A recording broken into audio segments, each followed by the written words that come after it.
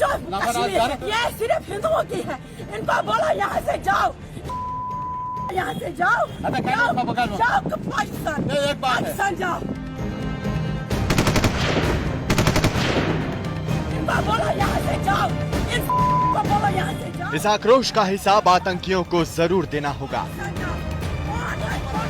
इस गुस्से की कीमत भी दहशतगर्दों को चुकानी होगी। कश्मीर घाटी में इकलौते हिंदू सरपंच की हत्या का बदला इसी अंदाज में लिया जाएगा।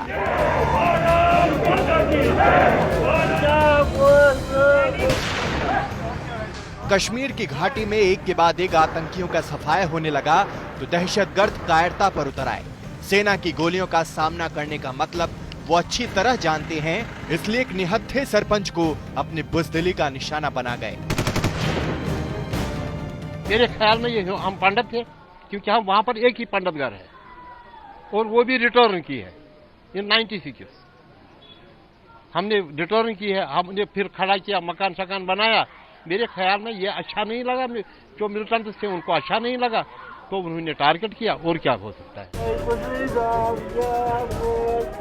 इस परिवार की चिंता वाजिब है, क्योंकि परिवार के एक सदस्य के आतंकियों ने सरेआम गोली मारकर हत्या कर दी। 40 साल के अजय पंडिता भारती अनंतनाग की एक पंचायत के सरपंच थे। घाटी के वो इकलौते सरपंच थे जिनका ताल्लुक हिंदू परिवार से था। कल शाम अजय किसी काम से घर के बाहर निकले थे। चंद कदम आगे बढ़े होंगे कि आतंकियों ने उनका सीना गोलियों से छलनी कर दिया। लहूलुहान सरपंच को आनन फानन अस्पताल ले जाया गया, लेकिन जख्म इतना गहरा था कि जान नहीं बच सकी। अजय पंडिता की हत्या की जिम्मेदारी घाटी में नए आतंकी संगठन TRF यानी द रेजिस्टेंस फ्रंट ने ली है, और इसका इरादा भी साफ है। कश्मीर में भारत के हितों की बात करने वालों को निशाना बनाओ, दहशत फैलाओ।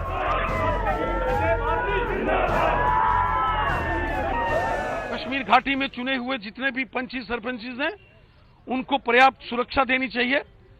हमने पहले भी मामला जम्मू कश्मीर के राज्यपाल महोदय से उठाया था, दोबारा ये विषय हम मामला उठाएंगे। बीच में सुरक्षा दी गई थी, लेकिन कुछ पुलिस अधिकारियों ने वहां के अंदर कुछ क्षेत्रों से सुरक्षा कुछ चुने हुए सरपंचेस की हटाई है। शायद सुरक्षा होती तो इस किस्म के पाकिस्तानी दरिंदे इस किस्म की घटना करने में कामयाब नहीं होते। इसमें कोई शक नहीं कि सेना के ताबड़तोड़ हमले से आतंकी तिलमिला गए हैं। 8 दिनों में 18 आतंकियों के खात्मे से दहशतगर्दी के खेमे में खलबली है।